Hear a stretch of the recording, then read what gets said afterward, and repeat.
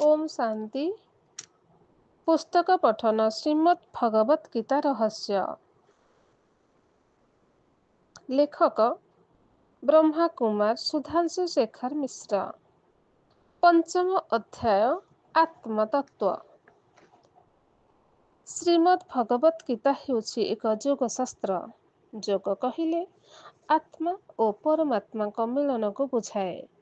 आत्मा और परमात्मा को विषय सठिक ज्ञान बिना योगाभ्यास करा जाई परिबो नाही।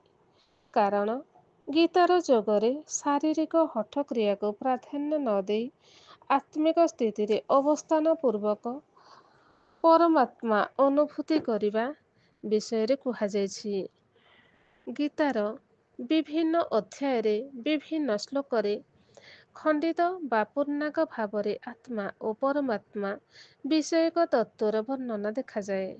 एहिपरि विक्षिप्त भावरे थिबा श्लोक समूह को एकत्र करी पृथक पृथक भावरे आत्मतत्व, परमात्मा तत्व, राजयोग आदि शिरोनामरे गीतारे थिबा आध्यात्मिक रहस्य को प्रजापिता ब्रह्मा माध्यम साक्षात परमात्मा द्वारा प्रदत्त ईश्वरीय ज्ञान आधार यथासाध्य और परवर्ती अध्याय द्वୟରେ उपस्थापन करा जायछि।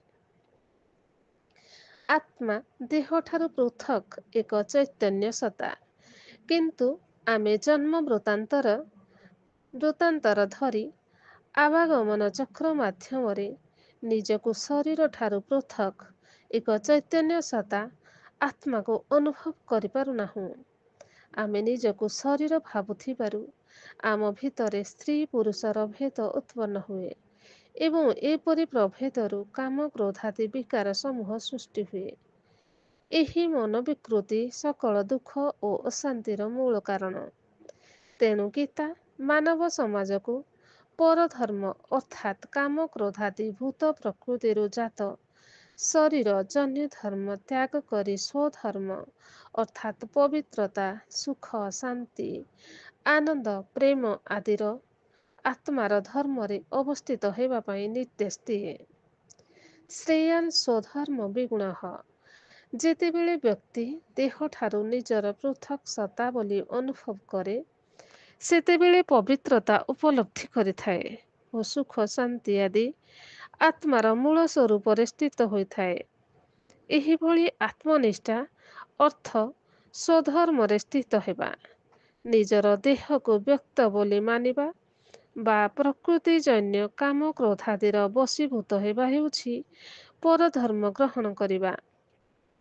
इहा द्वारा मनुष्य दुख, अशांति और भय पीड़ित हुए। स्वधर्म स्थित हेले व्यक्तिर विशेष कल्याण साधित हुए। आत्मार स्वभावजन्य धर्म हेला पवित्रता, शांति, आनंद, सुख और शांति। कारण मानव मात्रक ही यह चाहे। अन्य को सुख, शांति, आनंद, प्रेम वितरण करिबा हेउछि स्वकर्म। स्वधर्म स्थित न हेबा पर्यंत स्वकर्म करिबा संभव नुहे।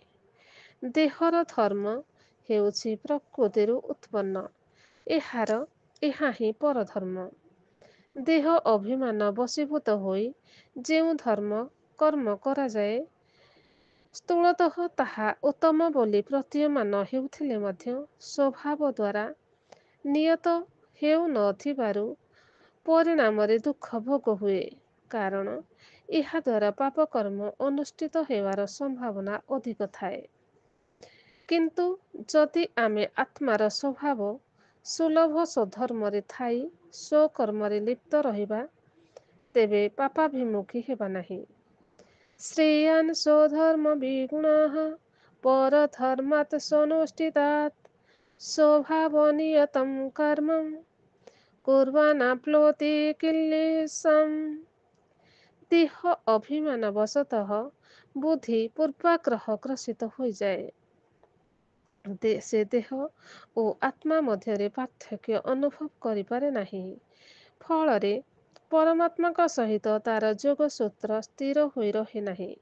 कारण दैहिक धर्म आचरण करुथिबा कारणरू समस्त प्रकार कामना वासना जालरे मनिषर चित्त छंदी हो जाए। तेणु ପରମାତ୍ମା କୁହନ୍ତି, ହି ଆତ୍ମନ୍, ଦେହ ଅଭିମାନ ତ୍ୟାଗ କର, ଆତ୍ମିକ ସ୍ଥିତିରେ ରୁହ, ସମସ୍ତ ପ୍ରକାର କାମନା ପ୍ରତି ନିଷ୍ପୃହ ହୁଅ। ତେବେ ତୁମର ବୁଦ୍ଧି ମୋ ସହିତ ଯୋଗଯୁକ୍ତ ହେଲା ବୋଲି କୁହାଯିବ। ସଦା ବିନିୟତଂ ଚିତ୍ତଂ ମାତ୍ମନିଂ ଭାବତିଷ୍ଠତି ନିଷ୍କ୍ରିୟଃ ସର୍ବକାମେଭ୍ୟଃ ଯୁକ୍ତ ଇତି ଉଚ୍ୟତେ ତଥା। ଆତ୍ମା ଏବଂ ପ୍ରକୃତି ଉଭୟ ଅନାଦି ଏବଂ ପୃଥକ୍ ସତ୍ତା ଅଟନ୍ତି। କାମ କ୍ରୋଧାଦି ପଞ୍ଚ ବିକାର ଏବଂ ସତ୍ତ୍ୱ ରଜ ତମ ଗୁଣାଦି ପ୍ରକୃତିରୁ ଉତ୍ପନ୍ନ ହୋଇଥାନ୍ତି। ପ୍ରକୃତିଂ ପୁରୁଷଂ ଚୈବ ବିଧ୍ୟାନାଦି ଉଦ୍ଭାବପି ବିକାରାଶ୍ଚ ଗୁଣାଶ୍ଚୈବ ବିଧି ପ୍ରକୃତି ସମ୍ଭବାନ୍। ପ୍ରାଣୀମାନଙ୍କ ଦେହରେ ଏହି ଜୀବାତ୍ମା ଅବିନାଶୀ ଅଟେ। ଆତ୍ମାର ମୃତ୍ୟୁ ନାହିଁ। ଶରୀର ପ୍ରକୃତିରୁ ଉତ୍ପନ୍ନ ହୋଇଥିବାରୁ ବିନାଶୀ ବା କ୍ଷଣସ୍ଥାୟୀ ହୋଇଥାଏ। ଦେହି ନିତ୍ୟଂ ବାଧୋ ଅୟଂ ଦେହେ ସର୍ବସ୍ୟ ଭାରତ ତସ୍ମାତ୍ ସର୍ବାଣି ଭୂତାନି ନ ତ୍ୱଂ ଶୋଚିତୁମର୍ହସି। ଯେତେବେଳେ ଆତ୍ମା ତାର ପ୍ରକୃତିକୁ ସଂଯତ କରେ ଏବଂ ମାନସିକ ସ୍ତରରେ ସମସ୍ତ କର୍ମ ତ୍ୟାଗ କରେ, ସେତେବେଳେ ସେ 9ଟି ଦ୍ୱାର ଥିବା ଏହି ଶରୀର ରୂପକ ପୁରରେ କିଛି ନ କରି କିମ୍ବା କରିବାର କାରଣ ନ ହୋଇ ଆନନ୍ଦରେ ବାସ କରେ। ସର୍ବକର୍ମାଣି ମନସଂ ନ୍ୟସ୍ତାଦେ ସୁଖଂ ବସି ନବଦ୍ୱାରେ ପୁରେ ଦେହି ନୈବ କୁର୍ବନ କାରୟନ୍। କ୍ରମଶଃ ଓମ୍ ଶାନ୍ତି।